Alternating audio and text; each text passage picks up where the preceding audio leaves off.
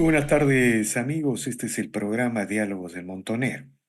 Bueno, América Latina, los peruanos, todos estamos tensados por los acontecimientos que se suceden en Venezuela. Todos los demócratas de las Américas han señalado que se debe respetar la voluntad del pueblo venezolano y rechazar uno de los fraudes más impresionantes, más escandalosos de la historia reciente, por decir algo en términos sencillos. Sin embargo, lo que está pasando desapercibido es la situación de los otros países en los que la izquierda conduce el poder. En primer lugar, la posición de de países como Colombia, Chile y Brasil con respecto a la dictadura de Venezuela ha sido, por decirlo menos, tibia, es decir, ellos buscan una salida política sin cuestionar el fraude y sin cuestionar la imposición del poder. Uno de estos países es Colombia. Y bueno, sucede que en Colombia hoy se cumplen 2 años de gobierno de Gustavo Petro. ¿Qué ha pasado en la sociedad colombiana? Colombia, junto a Perú y Chile, eran uno de los países de la Alianza del Pacífico, un país con una institucionalidad muy sólida, muy arraigada, casi no tiene interrupciones constitucionales en su experiencia institucional Colombia. Y la llegada de Petro parece haber trastocado todo esto, desde el crecimiento económico, la erosión de las instituciones y una polarización política que hace recordar los peores momentos de la polarización política en Chile y en Perú. Bueno, para hablar de estos temas, el día de hoy hemos convocado al señor Eugenio Trujillo. Él es historiador, analista político y permanente observador de la política colombiana y latinoamericana. Buenas tardes, señor Trujillo. Gracias por la conversación. Don Víctor, un buen día para usted y para todas las personas que nos acompañan en esta entrevista. Es un placer estar con ustedes. Bueno, mi primera pregunta sería, ¿cómo han visto, antes de entrar a los 2 años de Petro, ¿no? ¿Cómo han visto los colombianos la crisis, el fraude y la entronización de la dictadura de Venezuela? Algo así como que les están respirando en la nuca, ¿no? Me imagino que debe haber algo, ese tipo de sensación. Don Víctor, usted lo ha dicho de una manera muy expresiva. Nos están respirando en la nuca. Pero esto no es un problema que afecta a Colombia apenas ahora. Tal vez el país del mundo que más se ha afectado con la problemática de Venezuela es Colombia, porque lo que produjo Maduro y lo que ha producido Chávez en Venezuela es una diáspora descomunal del pueblo venezolano por el mundo entero. Se habla de 7 y hasta de 8 millones de personas que han abandonado Venezuela a lo largo de estos 20 años de la revolución marxista del chavismo. Pues bien, de esas 7 u 8 millones de personas que salieron de Venezuela, más de 2 millones se han quedado a vivir a Colombia. Eso es una tragedia en fin, que no hay palabras para medirla, porque son personas que llegan con un maletín, con una mochila al hombro, que dejaron todo lo que tenían en Venezuela y que llegan a Colombia pidiendo empleo, pidiendo salud, pidiendo comida. Y eso, además de ser una tragedia espantosa del siglo XX, también termina creando una situación inmanejable dentro de Colombia, porque ninguno de los países nuestros está en capacidad de atender a 2 o más millones de personas que llegan de un momento a otro y quieren todas las necesidades satisfechas. Esa es una tragedia de Colombia. Y ahora, con el robo de las elecciones, yo estoy completamente seguro de que todos estos problemas de Venezuela se van a agravar y van a llegar a un paroxismo inimaginable, porque la presión del pueblo venezolano, las protestas, la represión del gobierno va a generar un éxodo igual o mayor al que ha habido en los años anteriores. Sí, pues se habla bueno, se calcula que se ha ido un tercio de la población de venezolana y se habla de que se iría a otro tercio, es decir, solo quedaría un tercio de Es una venezolanos. locura. Una locura. Es una tragedia humanitaria sin precedentes. Están despoblando un continente, un país del continente con una enorme riqueza. Y bueno, algo va a suceder. Esto no puede continuar. Cuando los campos de concentración nazis continuaban y parecía todo interminable, bueno, siempre hay una solución. Siempre hay una solución. Los católicos siempre confiamos en una solución sobrenatural y en este momento es lo único que puede salvar a Venezuela, especialmente por una razón muy importante. Si nosotros nos fijamos en los poderes reales de la tierra hoy en día, todos, sin excepción alguna, han abandonado a Venezuela.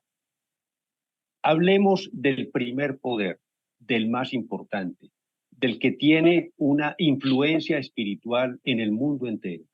Hablo de la Iglesia Católica, hablo del Vaticano y hablo en particular del Papa Francisco. Siempre ha tenido palabras de acogida, de amistad, de entusiasmo por todos los líderes comunistas del mundo. Él ha sido amigo de Fidel Castro, de Raúl Castro, de la señora Kirchner de Argentina, de López Obrador de México, ha sido amigo de Maduro, es amigo de Petro. Cada que uno de estos sátrapas visita Roma y va al Vaticano, el Papa tiene tiempo para atenderlo, para acogerlo, para darle unas palabras y para mandar un mensaje a sus respectivos países. Ante el fraude de Venezuela, ante la represión brutal que Maduro está ejerciendo sobre Venezuela, hasta hoy, más de una semana después de las elecciones y de ese robo espantoso que hizo Maduro, el Papa no ha dicho una sola palabra para apoyar al pueblo venezolano, que en su inmensa mayoría es católico. De acuerdo.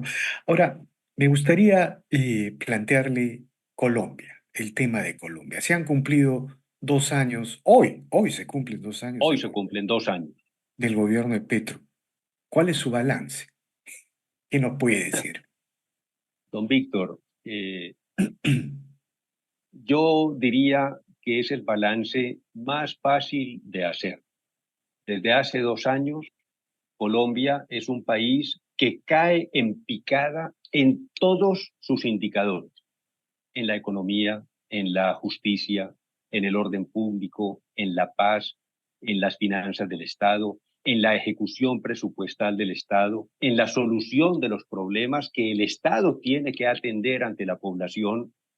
Todo en Colombia es una catástrofe desde que el señor Petro llegó a la presidencia de la República.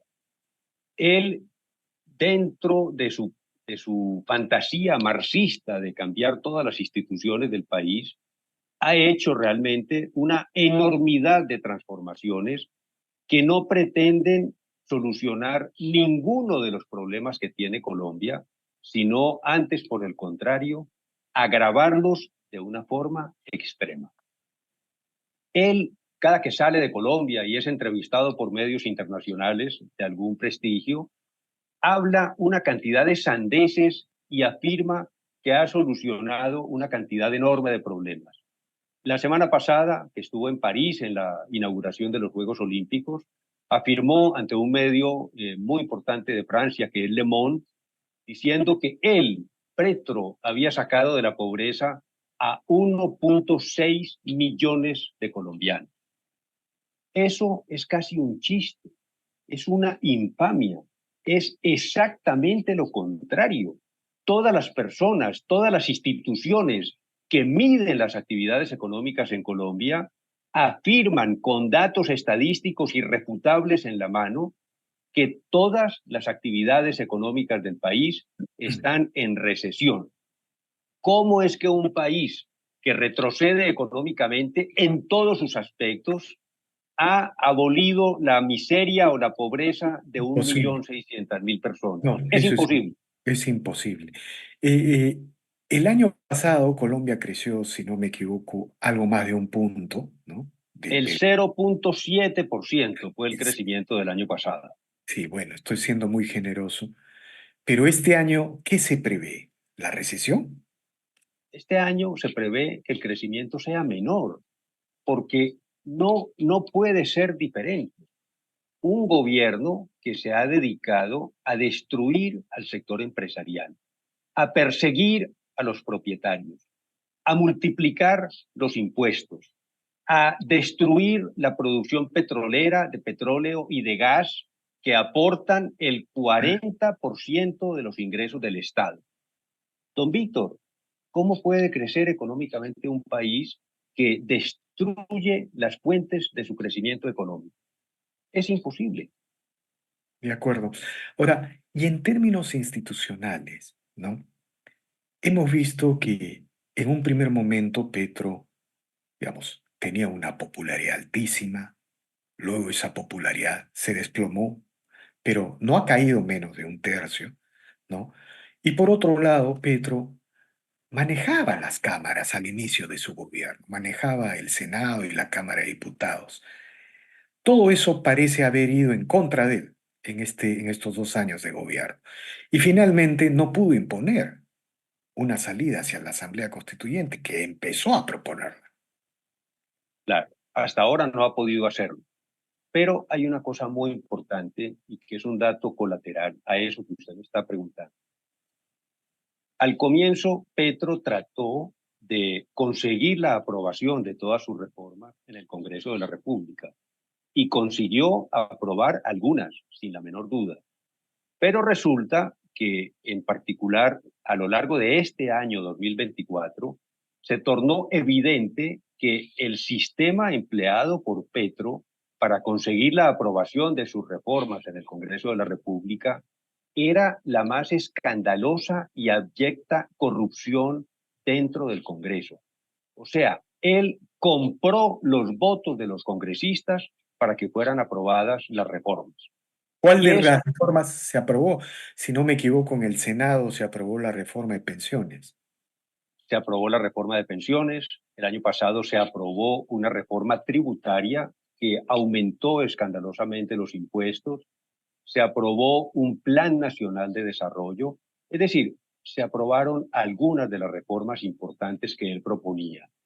Tal vez la más contundente y la más importante era la reforma a la salud, que no fue aprobada por el Congreso, pero que a punta de decretos presidenciales, el presidente Petro terminó imponiendo lo que él quería cambiar en la reforma a la salud. Y ese tema de la salud está a punto de colapsar todo el funcionamiento de la salud en Colombia, porque él intervino las entidades privadas que prestaban esos servicios de salud y en medio de esa intervención, esas entidades que atienden a unos 25 millones de personas, están por colapsar y por dejar de prestar todos los servicios médicos. O sea, eso está al borde de una crisis inimaginable.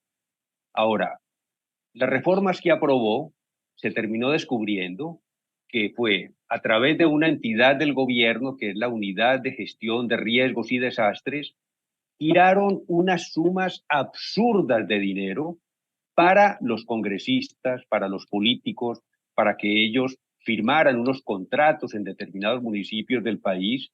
Y eso es una suma que supera los cientos de millones de dólares en contratos, en sobornos, en compra de los congresistas y de los partidos políticos para que Antes, ellos votaran las reformas de Petro. antes de que usted continúe, quiero preguntarle sobre el tema de la compra de los congresistas. Finalmente, la reforma de pensiones que planteaba eliminar las AFPs se aprobó en el Senado, pero no pasó en diputados, creo. Y en cuanto a la reforma tributaria, ¿se convirtió en ley? Es decir, ¿la reforma tributaria elevó los impuestos a la economía de Colombia o no pasó? La reforma tributaria, don Víctor, se aprobó en la legislatura del año pasado y a partir del 1 de enero de este año aumentó escandalosamente los impuestos de los colombianos. La reforma a las pensiones fue aprobada tanto en el Senado como en la Cámara de Representantes. La que no alcanzó a ser aprobada fue la reforma a la salud.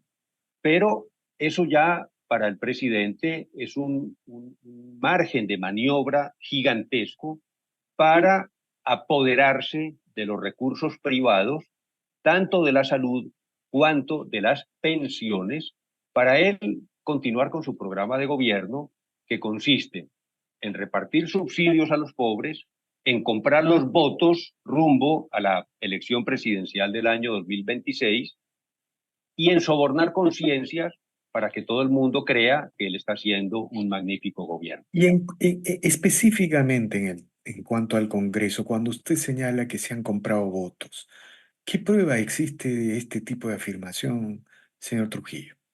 Hasta el momento no hay sentencias por parte ni de la Fiscalía ni de la Corte Suprema de Justicia, pero los escándalos que se manejan todos los días en Colombia es que el presidente del Senado recibió 3.000 millones de pesos, que es una cifra cercana al $1.000.000.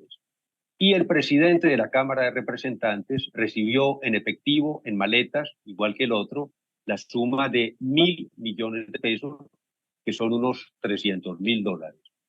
Y además, los partidos políticos, a través de este organismo del Estado que cuida de tragedias y de los desastres en Colombia, recibieron unos contratos multimillonarios para hacer carreteras, para construir obras en ciudades o en pueblos apartados.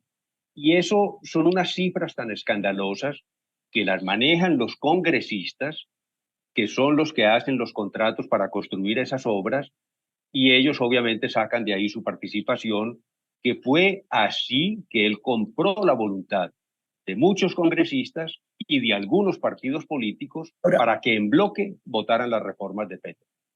ahora, a pesar de estas denuncias que usted señala, el Congreso de Colombia no ha dado paso a la Asamblea Constituyente, ¿no es cierto? Es decir, Hasta el momento, no.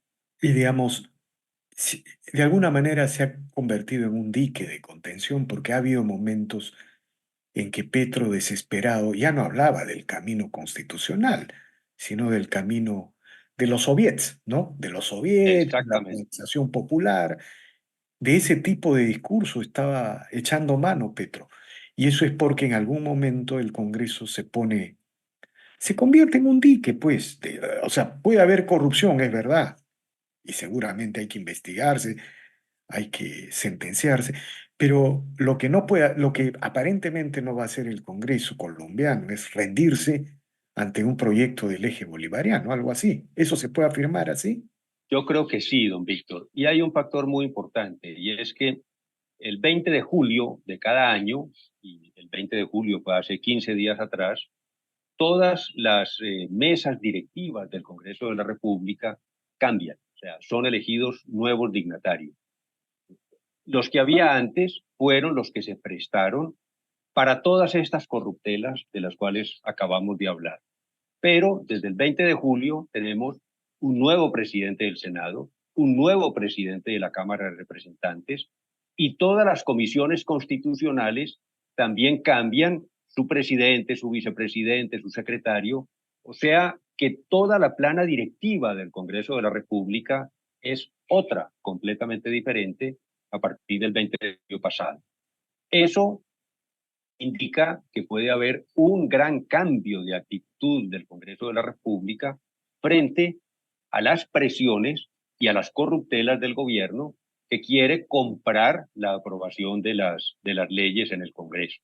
Eso va a cambiar, pero tenemos apenas 2 semanas de esta nueva situación y realmente tenemos que ver que comiencen los debates de las nuevas leyes que llegan al Congreso para ver si realmente va a haber un cambio en el sistema de aprobación de las mismas.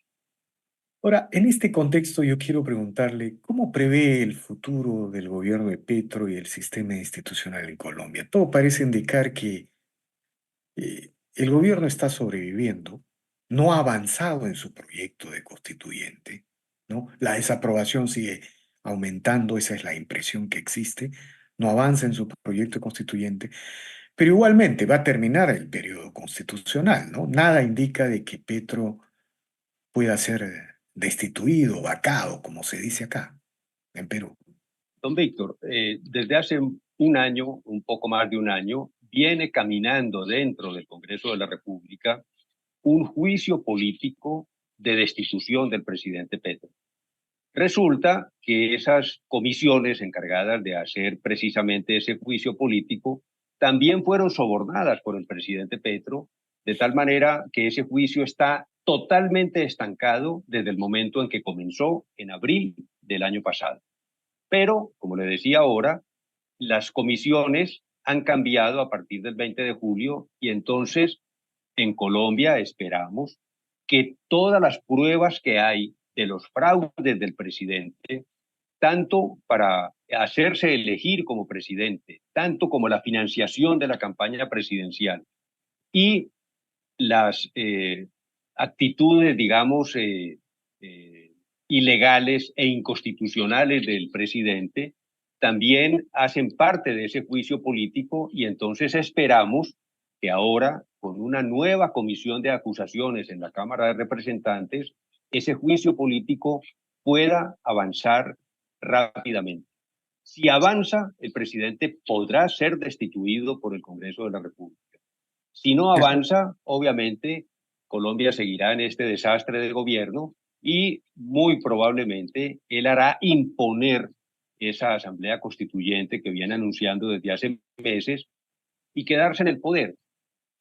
No nos engañemos, la única finalidad de convocar a una asamblea constituyente es proclamar un gobierno vitalicio de Gustavo Petro, que fue. Ahora, pero digamos, pero ni la aprobación ciudadana parece que le da, ni la situación de las instituciones, como usted describe, pero tampoco parece que las Fuerzas Armadas colombianas apoyarían este tipo de virtual golpe de Estado, autogolpe, como se quiso hacer aquí en el Perú. En principio, quisiera pensar que no van a permitir semejante cosa.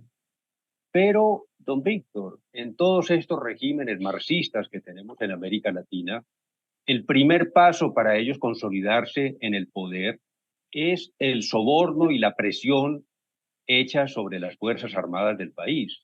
Recuerde usted que lo habíamos comentado en una de las entrevistas anteriores, ni bien Petro llegó a la presidencia de la República, destituyó 60 generales del ejército, de la policía, de la armada y de la Fuerza Aérea.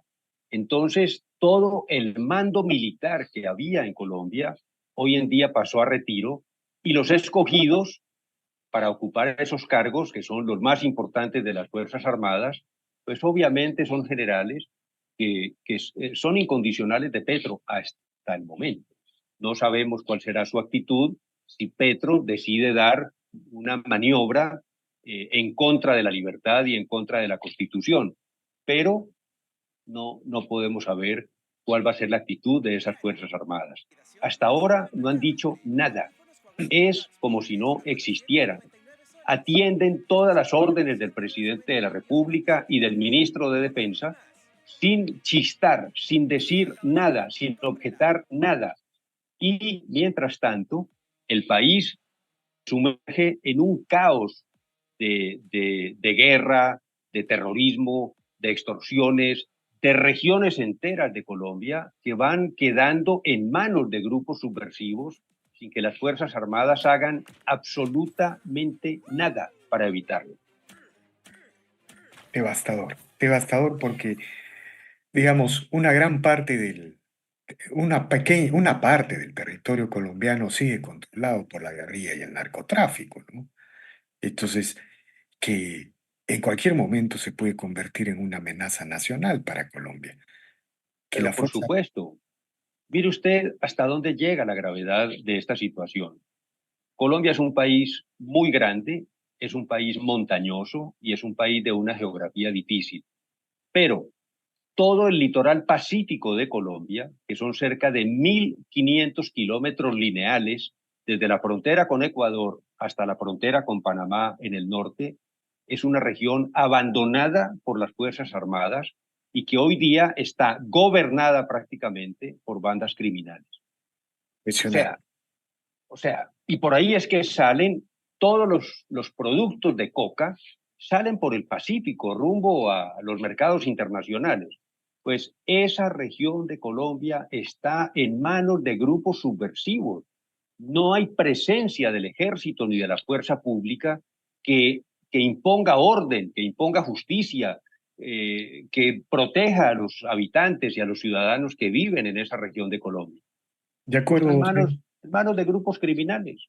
Finalmente, señor Trujillo, una pregunta. Están ustedes en la mitad de periodo de Petro, pero ya deben haber algunas encuestas en donde se registran intenciones de voto.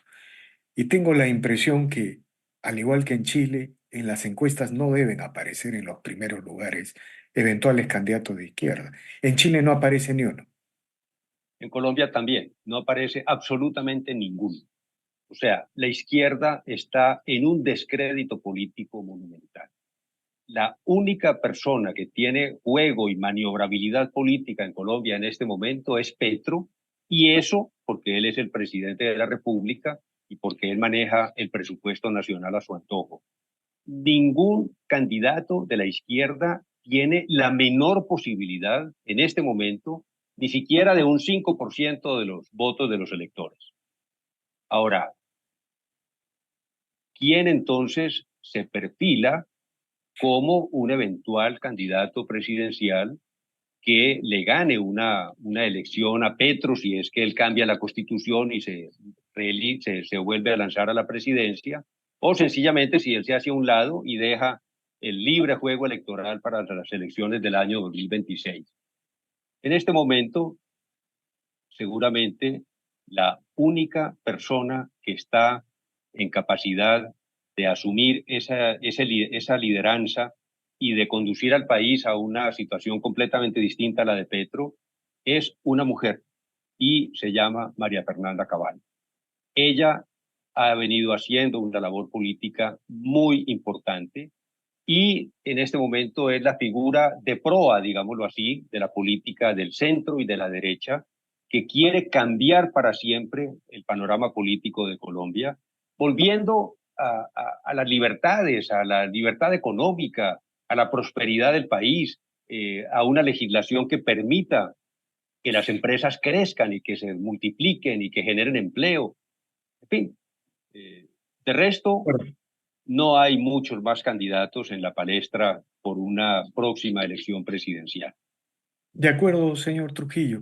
Le agradezco infinitamente por estas declaraciones como una gran descripción, un excelente diagnóstico de la situación de Colombia, de América Latina también, y seguiremos conversando como siempre lo solemos hacer. Le agradezco infinitamente, señor Trujillo. Don Víctor, a usted muchas gracias. Siempre es un honor estar con usted aquí en su programa y un saludo muy especial a todas las personas que lo acompañan en esta labor tan importante de decir la verdad y demostrar los acontecimientos como son, que es algo Gracias, que lamentablemente no es frecuente en América Latina. gracias, señor Trujillo. Le agradezco infinitamente. Bien, amigos, esta ha sido una nueva edición de Diálogos del Montonero. Regresamos en la siguiente edición. Gracias.